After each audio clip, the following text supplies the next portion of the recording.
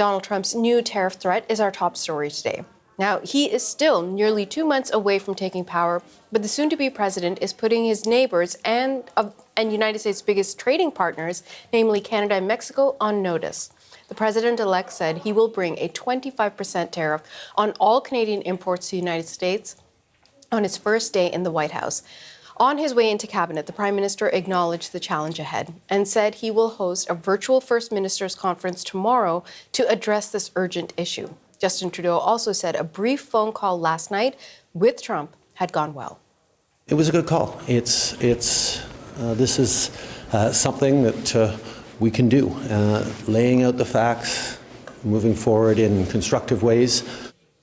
Trump said that those tariffs will stay in place until Canada takes action on fentanyl smuggling, as well as blocking migrants crossing illegally from Canada into the U.S. Mexico is also being hit by 25% tariffs, and China, another major U.S. trading partner, but also a rival, is bracing for an additional 10% across-the-board tariff. CBC's Janice McGregor is monitoring all the reaction for us from Ottawa as Justin Trudeau's cabinet is meeting. Janice, what are you hearing? Yeah, and perhaps just helpful here to take a beat and make sure it's clear to our audience that nothing has happened yet. Indeed, he won't be in the White House for a couple of months. We have seen on numerous occasions him make threats that are far beyond what he eventually ends up doing. Although, to be clear, there are ways using special emergency powers for Donald Trump to weaponize tariffs and do exactly what he's threatening to do.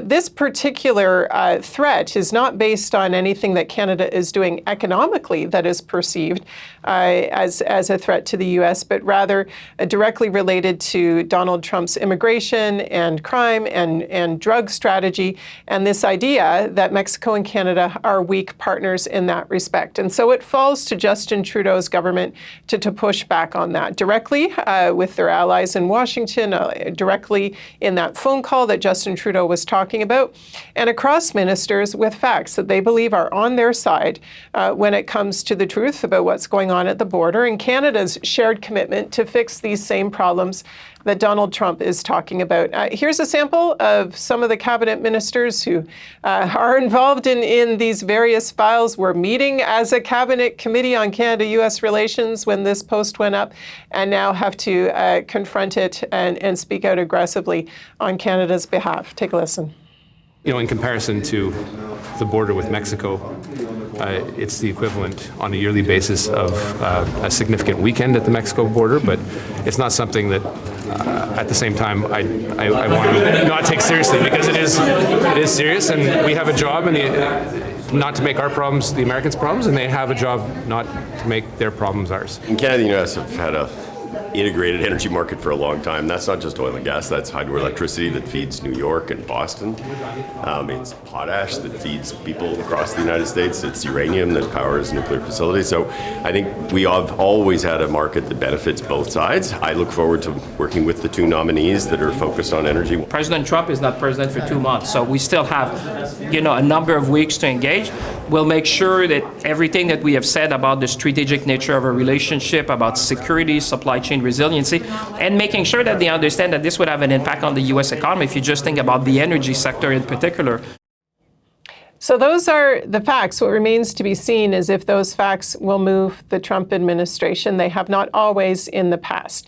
Opposition Leader Pierre Poileivre out today talking about the seriousness of this situation, but trying to sound statesmanlike, saying that he wants to take a nonpartisan approach to his critique of the government on this, but nevertheless coming out with a series of proposals to fix this that very much resemble exactly the things on the Conservative agenda, things like axing the carbon tax and getting rid of the cap on Canadian energy production, and dealing with things like softwood lumber tariffs, which they've been very critical of the Trudeau government for failing to negotiate a deal on, dealing with Canada's drug strategy, which Conservatives are very critical of, harm reduction strategies, going forward, a vivid debate about the best way to address the fentanyl crisis and the issues at Canada's border with migration administration.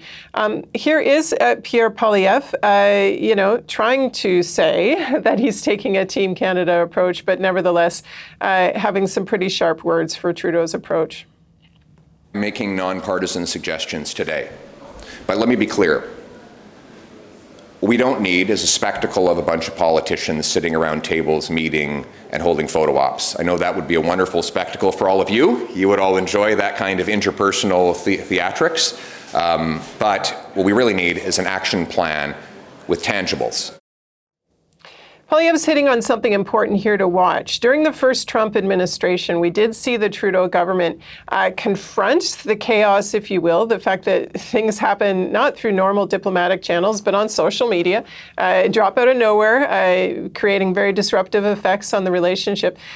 Dealing with that by trying to set up kind of some normal processes, some, advisory groups, consultations, sort of organizing meetings to sort of make sure that people were on the same page. We had a lot of, if you will, process news from the Trudeau cabinet as it confronted the Trump administration the first time. It'll be interesting to see this time if they take the same approach to messaging, particularly to their domestic audience that is very worried about what this Trump administration Part 2 could mean for Canadians. Or will they have kind of more tangible actions ready to go by January? Poilievre said today he is in favor of retaliating if this tariff threat comes to pass. We will see as the day and the days go along whether that kind of a pushback in tariff form is organized on Canada's side. So we know the premiers have really been sounding the alarm on this issue for a while. The Prime Minister is going to be holding a conference with them on the tariff announcement tomorrow. What have you been hearing from them? That's the other aspect that's a little bit different than maybe with the first Trump administration. We have had in recent days a lot of premiers speaking out, and we saw them hit their social media accounts and come out with statements last night. In some cases, agreeing with Donald Trump on things like whether there's a real problem at the border, kind of validating his concerns, even as they were claiming to want to stick up for Canada. We heard the same thing from the chair of the premiers right now, which is Ontario Premier Doug Ford. He had a news conference at Queen's Park earlier this morning. There's no two closer allies, more of an open border than Canada and the U.S. And I want to emphasize, to compare us to Mexico is the most insulting thing I've ever heard from our friends and closest allies, the United States of America. We want to work together, we will work together, and we'll resolve this problem. Doug Ford, too, said that he is in favor of retaliation, but a real question I think that arises here tactically is whether this is a time to inflame things, to pour accelerant on the burning fire and get into a war of words, or whether interests are served by maybe kind of holding back and seeing exactly where this goes, particularly knowing that the reception for this in the U.S. is also not necessarily warm and friendly, and Mexico has a voice and a role to play in all of this as well. This meeting tomorrow afternoon, though, interesting to see if they emerge from that with a plan, or just feeling that they've all been heard in a way that the Prime Minister hasn't been willing to hear them out in the form of a First Minister's meeting for quite some time. CBC's Janice McGregor in Ottawa. Thank you, Janice. You're welcome.